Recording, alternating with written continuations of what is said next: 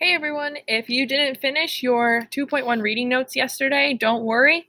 That is your study guide for the test, so you want to have it done.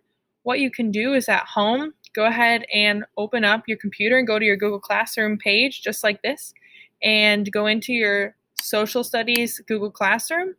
What you can do from here is go to classwork, always go to classwork, and choose your absent student calendar and Wednesdays. This is where you can always find the lessons for any day, whether you're absent or at home on Wednesdays. Today we posted the answers to the reading notes, so you're going to go to Thursday, November 12th. And once you're in this lesson, go to Answers to 2.1 video, and it will look like this. And you can watch it right there on your own and get all the answers. Remember, the answers are found in the online textbook. Let me know if you have any questions. Hi students, today is Thursday. We are going to work on our map project. You are going to go into your Google Classroom and find the Chapter 2 topic folder. We are beginning Chapter 2, as you know, this week.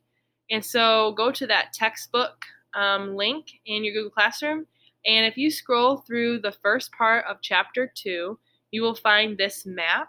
And how you get to the big version of this map is click the link that is an interactive link right above to the right of this graphic in the textbook.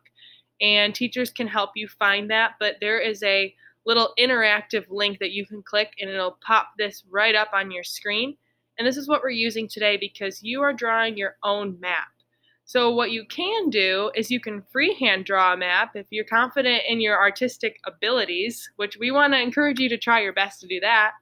You can freehand draw this map nice and big on a piece of computer paper because you're going to be adding things to our world map throughout the next few weeks.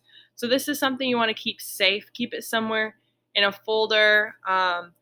If you have anything at home, social studies folder, you could keep it in there. Okay, so drawing your own map using this, you can also pull it up on your screen, and I have seen students very successfully trace off of their Chromebook screen. So that's fine too if you're like me and want everything to be exact, okay?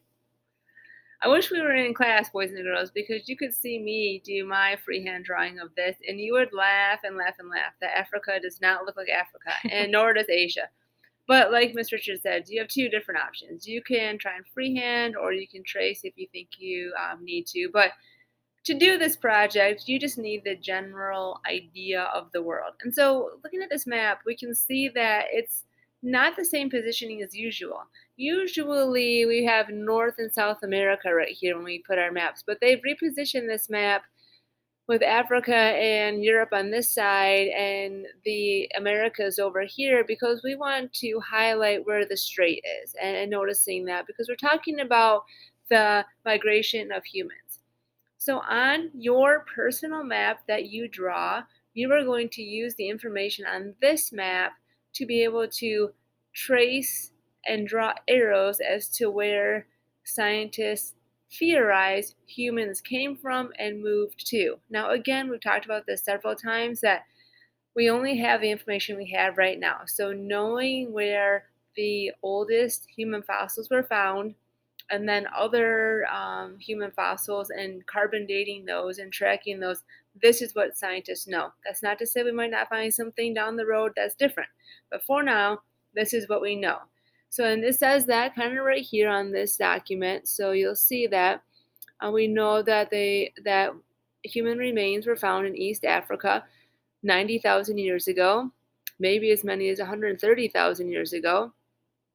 And then people move to other parts of the world. We also touched base a little bit on push and pulls. Why would people move? And we'll follow up with that a little bit tomorrow as well. So knowing that people did travel because we don't live in Africa right now, at some point, somehow people got around, you are going to notice that this number 9 is the oldest spot where we have documented skulls found. Well, not just skulls, but fossils, human bone fossils. So right here is where you're going to start this project. And your job is to draw arrows to where humans went from there. Where did humans migrate to from this spot where we have evidence. So you can see they've drawn in one arrow. They've gone from number 9 to number 8 because the numbers go down the further away they get over time and over space from this original spot. It explains it a little bit down here. It says, draw arrows from each large number, the old date, to the smaller numbers, the newer date. So for example, you should go from 9 to 8. And they've done that one example for you there. And you'll draw on your handmade map 9 to 8, 9 to 8, and then you would guess right, 9 to 8 to 7. They went further on. Remember, this takes thousands of years to happen. This is not something that happened quickly. We're drawing it quickly, we're showing it quickly, but remember, this was thousands of years of activity from humans doing this movement, this migration. And then we can see from here 9 to 8 to 7. Now we're moving on to a different continent. So 8 to 7 to 6, and we can see how this would progress moving into Europe, moving north into Europe, and so forth into Asia, and then into Australia. Remembering that there was an ice age that allowed the ocean levels to drop, which then allowed more Earth to be shown, so humans could walk more places because there's more Earth exposed because the ocean levels had dropped. We saw that video earlier this week. We also know that people didn't get on boats until it was a little more secure. They were not advanced enough to do boats, so boats don't really come into play for a while. But we do have to acknowledge this as well. How did humans get from here to here? That was also the Ice Age, if we remember correctly, because humans had to have a land bridge to walk across. And so we're noticing that, and then we go from 3 to 2 to 1 to 2 to 1. So noticing that as you draw your map. I want you to go ahead and try your best on this. Draw your map, add your arrows, and do your best to notice where humans went to and which areas were populated first, and then onwards from there. And one last thing that I thought of while Mrs. DeAngelis was talking, please use a pencil as you do this. And teachers, make sure kids have the ability to erase, make sure everything is very, very neat, because like I said earlier, we're going to be adding things to this map. So it's not finished once you're done with this activity. There's going to be other things we add to this map as well. So you want it to be very, very neat. And I know when I use pen or ink, I mess up and I have to scribble or use whiteout, and that gets super duper messy. So just use a pencil for this activity so that when you move forward, you don't have a bunch of mess ups everywhere. Great idea. Didn't think of that. Yeah. Good there you go. Okay. All right. Have a great time today in class. Have fun with this, you guys. It should be kind of creative and fun. Enjoy it. Have a good day.